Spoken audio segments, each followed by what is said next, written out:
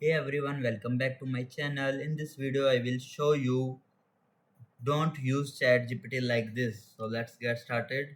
Firstly, open Google Chrome. We will search for ChatGPT.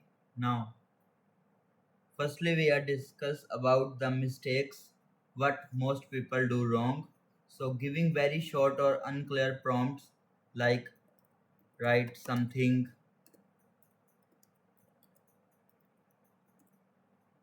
or help me,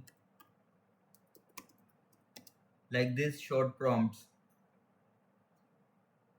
because ChatGPT is powerful, but it is not a mind reader. If your input is short, your output is also short.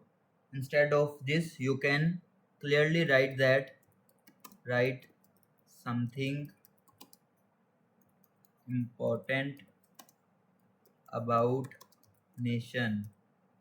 Like this will be proper heading, then ChatGPT will give accurate results about that. We'll see. So discuss about second mistake most people do that, write a script only.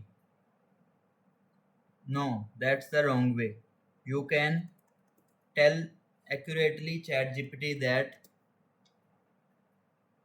who was your audience, what was the tone of the script, and what was the purpose. Like I am correct way is write a movie script, write a funny movie script with two heroes or anything else you want. That's the correct way. And the third mistake the most people do that, expecting perfect results in one try. No. Most people ask once and leave. That's not how you get the best out of it.